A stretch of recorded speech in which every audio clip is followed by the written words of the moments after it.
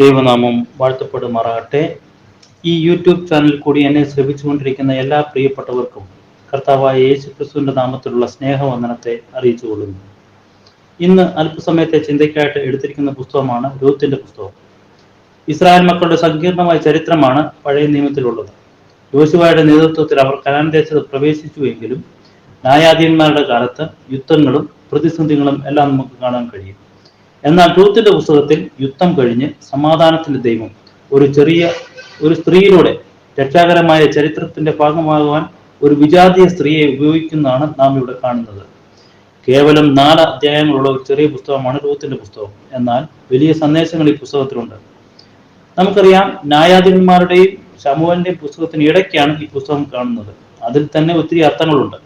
ശമൂവേൽ പ്രവാചകന്റെ പുസ്തകം തുടങ്ങുന്നത് ഇസ്രായേൽ ചരിത്രത്തിന്റെ മറ്റൊരു ഘട്ടത്തിലേക്ക് കടക്കുകയാണ്. അതായത് രക്ഷകനായ മശിഹ ദാവീദിന്റെ പുത്രനായി ജനിക്കുന്ന വംശാവലി തുടങ്ങുന്ന ഹിസ്റ്റോറിക്കൽ പീരീഡ് തുടങ്ങുകയാണ് ശമൂവേലിന്റെ പുസ്തകത്തിൽ. അപ്പോൾ ന്യായാധിപന്മാരുടെ പുസ്തകത്തിനും ശമൂവേലിന്റെ പുസ്തകത്തിനും ഇടയ്ക്കാണ് രൂത്തിന്റെ പുസ്തകം. അതിൽ തന്നെ ഒത്തിരി അർത്ഥങ്ങളുണ്ടല്ലോ. അതിലൂടെ കടന്നു പോകുമ്പോൾ നമുക്കൊന്ന് മനസ്സിലാകും. ആരാണ് രൂത്ത്? മോവാബി സ്ത്രീയാണ്. ഒരു കാരണവശാലും ഒരു കാലത്തും ഇസ്രായേലിയർക്ക് അല്ലെങ്കിൽ യഹൂദർക്ക് സ്വീകാര്യമല്ലാത്തവരാണ് മോവാബിയർ. ബേത്ലഹേംകാരനായ എലിമലേക്കും ഭാര്യ നവോമിയും കുടുംബവും ഭക്ഷണം തേടി, ജീവിതത്തിന്റെ കുറച്ചുകൂടെ സുരക്ഷിതത്വം തേടി മോവാബ് പ്രദേശത്ത് എത്തുകയാണ്. അവിടെ ആയിരിക്കുമ്പോൾ തൻ്റെ ആൺമക്കൾ അവിടെയുള്ള സ്ത്രീകളെ വിവാഹം കഴിക്കുന്നു. 2 ആൺമക്കളാണ് അവർക്കുള്ളത്. ഈ 2 ആൺമക്കളും വിവാഹം കഴിക്കുന്നത് മോവാബ് സ്ത്രീകളെയാണ്. ചില നാളുകൾക്ക് ശേഷം ഈ അപ്പനും 2 ആൺമക്കളും അവിടെ വെച്ച് മരണമടയുകയാണ്. രൂത്തിന്റെ പുസ്തകം എന്നത് 3 വിധവന്മാരുടെ ചരിത്രം കൂടിയാണ്. അമ്മായിയമ്മയായ നവോമി, രൂത്ത്, ഓർപ്പ. ബേത്ലഹേമിൽ ദാരിദ്ര്യം കുറയുന്നു എന്ന് അവർക്ക് മനസ്സിലായി. സ്വന്തം നാട്ടിലേക്ക് ബേത്ലഹേമിലേക്ക് തിരിച്ചു പോവുകയാണ് നവോമിയും ഈ 2 മരുമക്കളും. 3 പേരും ബേത്ലഹേമിലേക്ക് പോവുകയാണ്. ഈ സമയത്ത് നവോമിയുടെ ആഗ്രഹം എന്നത് ഈ 2 പെൺകുട്ടികളും വേറെ വിവാഹം കഴിച്ചോ അല്ലെങ്കിൽ സ്വന്തം ഭവനത്തിലേക്ക് പോയി അവർ സുരക്ഷിതരാകണം എന്നുള്ളതാണ്. ആ 2 മരുമക്കൾ വിധവകളായി ബേത്ലഹേമിലേക്ക് പോകുന്നതിനേക്കാളും അവർക്ക് നല്ലൊരു ജീവിതം ഉണ്ടാകട്ടെ എന്നത് ആ നവോമി ആഗ്രഹിച്ചത്. ആ നവോമിയുടെ സമ്മർദ്ദത്തിന് വഴങ്ങി ഓർപ്പ അത് അനുസരിക്കുന്നുണ്ട്. എന്നാൽ രൂത്ത് ഒരു തീരുമാനമെടുക്കുകയാണ്. എൻ്റെ ഭർത്താവിൻ്റെ ദൈവമാണ്, അല്ലെങ്കിൽ എൻ്റെ അമ്മായിയമ്മയുടെ ദൈവമാണ് ഇനിയും മുതൽ എൻ്റെ ദൈവം. ആ പ്രദേശത്ത്, ആ നാടാണ് ഇനിയും മുതൽ എൻ്റെ നാട്. ഈ അമ്മ എങ്ങനെ ജീവിക്കുമോ അതുപോലെ ഞാനും ജീവിക്കും.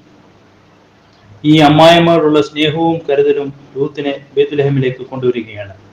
ബേത്ലഹേമിൽ വന്നപ്പോൾ വയലിലേക്ക് കാലാ പറക്കുവാനായി കടന്നു പോവുകയാണ്. ഭാഗ്യവശാൽ രൂത്ത് ചെന്നത് അവരുടെ ബന്ധുവിന്റെ വയലിലേക്കാണ്. അവൾ കാലാ പറക്കുകയാണ്. കൊയ്ത്തുകാരുടെ അത്രയും കിട്ടത്തില്ല കാലാ പറക്കുന്നവർക്ക്. ആ വയലിന്റെ ഉടമസ്ഥനായ ബോവസ് കാലാ പറക്കുന്നവർക്ക് കുറച്ചുകൂടി കിട്ടിക്കൊള്ളട്ടെ എന്ന് കരുതി കൊയ്ത്തുകാരോട് കാലാ പറക്കുന്നവർക്ക് കുറച്ചുകൂടി ഇട്ടുകൊടുക്കണം എന്ന് കൽപ്പിക്കുന്നു. ആ വിധത്തിലും കാലാ പറക്കുന്നവരെ കരുതുന്ന ഒരു ബോവസ്. രൂത്തിന് ഒരു പരിചയമില്ലാത്ത മുഖങ്ങളാണ് അല്ലേ ബേത്ലഹേമിലുള്ളത്. എങ്കിലും എൻ്റെ അമ്മായിയമ്മയെ കൂടെ കരുതണം എന്ന് കരുതി അവൾ അവിടേക്ക് വീണ്ടും പോവുകയാണ്, ആ വയലിലേക്ക്. അധ്വാനിക്കുവാൻ സന്നദ്ധമായ ഒരു മനസ്സ്.